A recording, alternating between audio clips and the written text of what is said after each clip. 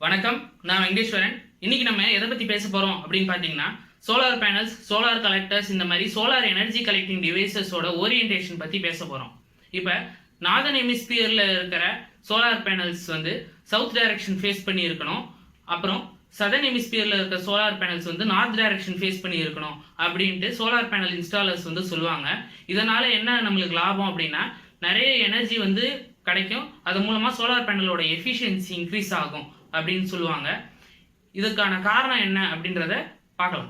இப்போ for example நீங்க எர்த்தோட northern ஹெமிஸ்பியர்ல 13 degree north லேட்டிடியூட்ல இருக்கீங்க அப்படின்னா, சன் வந்து நார்தர்ன் ஹெமிஸ்பியர்ல எப்பயுமே 1 இயர்ல பாத்தீங்கன்னா தன்னோட ஓவர் ஹெட் பொசிஷன்ல இருந்து சவுத் சைட் டிராவல் ஆயிட்டு திரும்ப ஓவர் ஹெட் பொசிஷனுக்கு வர்றதுக்கு, அதாவது ஜெனித்துக்கு வர்றதுக்கு அது வந்து 8 மந்த்ஸ் டைம் எடுத்துக்கும்.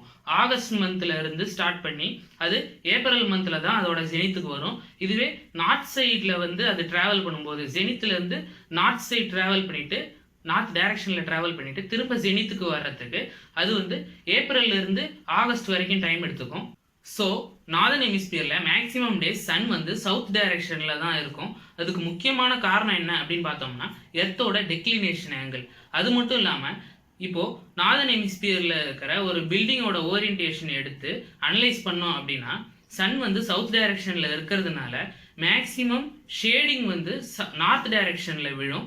இதுவே சன் வந்து ஈஸ்ட் டைரக்ஷன்ல இருக்கும்போது வெஸ்ட் டைரக்ஷன்ல மேக்ஸிமம் சன்லைட் விழும். வெஸ்ட் டைரக்ஷன்ல இருக்கும்போது ஈஸ்ட் டைரக்ஷன்ல மேக்ஸிமம் சன்லைட் விழும். ஆனா சவுத் டைரக்ஷன்ல எப்பயுமே சன்லைட் வந்து அதிகமா இருக்கும். ஏன்னா சன் வந்து மேக்ஸிமம் சவுத் டைரக்ஷன்ல தான் இருக்கு. அது மட்டும் இல்லாம நார்தர்ன் ஹெமிஸ்பியர்ல இருக்கிற சோலார் பேனல்ஸ் வந்து சவுத் டைரக்ஷனை ஃபேஸ் பண்ணும்போது அது ஈக்குவேட்டரை ஃபேஸ் பண்ணுது. ஈக்குவேட்டரோட முக்கியத்துவம் என்ன அப்படின்னு பார்த்தோம்னா, சன்ரேஸ் வந்து எர்த்தோட சர்ஃபேஸ்க்கு 90 டிகிரியில வந்து ஸ்ட்ரெயிட்டா மோதுறதுனால அங்க வந்து எனர்ஜி அதிகமா கிடைக்கும். ஸோ சோலார் பேனல்ஸோட எஃபிஷியன்சி அதிகமா இருக்கும். அதுவே சதர்ன் ஹெமிஸ்பியர்ல இருக்க சோலார் பேனல் நார்த் டைரக்ஷனை ஃபேஸ் பண்ணும்போது அது ஈக்குவேட்டரை ஃபேஸ் பண்ணுது. ஸோ அதுக்கு மேக்ஸிமம் எஃபிஷியன்சி கிடைக்குது. இதுல இருந்து நம்ம என்ன கன்க்ளூஷனுக்கு வரோம் அப்படின்னா, சோலார் பேனலோ சோலார் கலெக்டரோ எந்த ஒரு சோலார் எனர்ஜி கலெக்டிங் டிவைசஸா இருந்தாலும் அதை வந்து ஈக்குவேட்டரை நோக்கி நம்ம வச்சோம், ஈக்குவேட்டரை ஃபேஸ் பண்ணி வச்சோம் அப்படின்னா அதுக்கு எஃபிஷியன்சி அதிகமாக கிடைக்கும். சரி, சோலார் பேனல்ஸை சவுத் டைரக்ஷன் ஃபேஸ் பண்ணி தான் வைக்கணுமா, ஏன் ஈஸ்ட் ஆர் வெஸ்ட் டைரக்ஷன்ல ஃபேஸ் பண்ணி வைக்கக்கூடாதா அப்படின்னு நீங்க கேட்டீங்கன்னா, ஈஸ்ட் ஆர் வெஸ்ட் டைரக்ஷன்ல நீங்க ஃபேஸ் பண்ணி வைக்கலாம். அப்படி வைக்கும்போது உங்களுக்கு yearly 15% off the solar panel efficiency வந்து குறையும்.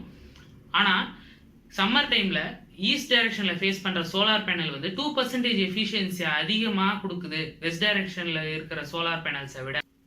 ஆனா யூரோப்பியன் கண்ட்ரீஸ்ல சோலார் பேனல்ஸ் வந்து east or west direction face பண்ண மாதிரி வச்சிருக்காங்க. இதுக்கு என்ன முக்கியமான காரணம் அப்படின்னு பார்த்தோம்னா, சவுத் டைரக்ஷன்ல ஃபேஸ் பண்ற சோலார் பேனல்ஸ் வந்து அதிகமான பவர் ப்ரொடியூஸ் பண்ணுது பீக் ஹவர்ஸ்ல. அதனால கிரிட் வந்து அன்ஸ்டேபிள் ஆயிடுது.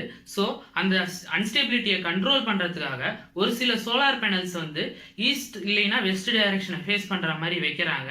இது மூலமா கிரிட் வந்து ஸ்டேபிளா கண்ட்ரோல் பண்ணப்படுது. இன்னொரு காரணம் என்ன அப்படின்னு பார்த்தோம்னா, யூரோப்பியன் கண்ட்ரீஸ்ல இருக்கிற வீட்டு ரூஃப்ஸ் வந்து ஈஸ்ட் வெஸ்ட் டைரக்ஷன்ல ஸ்லோப் ஆகி இருக்கும். ஸோ அது மேல சோலார் பேனல்ஸை ஈஸியா இன்ஸ்டால் பண்ணிடுவாங்க. எந்த ஒரு சோலார் எனர்ஜி கலெக்டிங் டிவைஸும் ட்ராக்கிங் மெக்கானிசம் இல்லாத போது ஈக்குவேட்டரை ஃபேஸ் பண்ணுச்சு அப்படின்னா அது மேக்ஸிமம் எஃபிஷியன்சி கொடுக்குன்றது தான் இந்த டாபிக்கோட இன்ஃபரன்ஸ். இதை தான் நான் உங்களுக்கு கன்வே பண்ணணும்னு நினைச்சேன். இதை வந்து முழுசா சொல்லிட்டான்னு நான் நம்புறேன். இந்த வீடியோ உங்களுக்கு பிடிச்சிருந்ததுன்னா லைக் பண்ணுங்க, ஷேர் பண்ணுங்க, கமெண்ட் பண்ணுங்க. பரிச்சொலை சேனலுக்கு சப்ஸ்கிரைப் பண்ணுங்க. தேங்க்யூ.